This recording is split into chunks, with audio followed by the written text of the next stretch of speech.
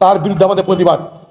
কলকাতার বুকে পুলিশ নামিয়ে এই প্রতিবাদ ঠেকানোর চেষ্টা পশ্চিমবঙ্গের তৃণমূল করতে পারে, এই কলকাতার বুকে মুর্শিদাবাদ জেলার পক্ষ থেকে আমরা বলে গেলাম আপনাদেরকে।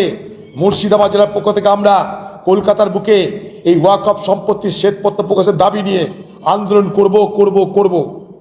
ওয়াকফ আইনের বিরুদ্ধে কংগ্রেস সারা দেশ জুড়ে প্রতিবাদ করেছে, আমরা মুর্শিদাবাদে প্রতিবাদ করেছি। আগামী দিনে কংগ্রেসের পক্ষ থেকে এই মুর্শিদাবাদ জেলার পক্ষ থেকে আমরা কলকাতাতে এই ওয়াকফ আইনের বিরুদ্ধে আমরা আন্দোলন করব এবং ওয়াকফ আইনের বিরুদ্ধে যে আন্দোলন, সেই আন্দোলনে পুলিশের জুলুমের তীব্র নিন্দা করছি। আমি পশ্চিমবঙ্গ সরকারের কাছে দাবি করেছি, আমরা কংগ্রেসের পক্ষ থেকে এখানে ওয়াকফ আইনের বিরোধিতা করে দাবি করেছি পশ্চিমবঙ্গে ওয়াকফ সম্পত্তির শ্বেতপত্র প্রকাশ করা হোক।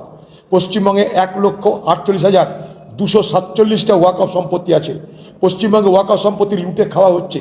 পশ্চিমবঙ্গে ওয়াকফ সম্পত্তির লুট চলছে। লুট মানে লুট।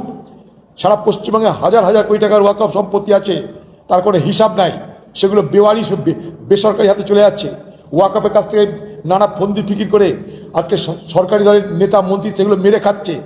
তাই আমরা কংগ্রেস দলের পক্ষ থেকে দাবি করেছিলাম যে পশ্চিমবঙ্গে ওয়াকফ সম্পত্তি কত আছে তার শ্বেতপত্র প্রকাশ করা হোক, সেখানে রোজগার কত তা প্রকাশ করা হোক, সেই রোজগার বাড়ানো যায় কী করে তার জন্য আলোচনা করা হোক। কারণ সাচার কমিটি রিপোর্টে বলা হয়েছিল যে ভারতবর্ষে যে ওয়াকফ সম্পত্তি আছে সেগুলোর আন্ডার ইউটিলাইজেশন হয়, অর্থাৎ যা তার মূল্য চাপ সেখানে ব্যবহার্য হয় না, ফলে রোজগার নাই।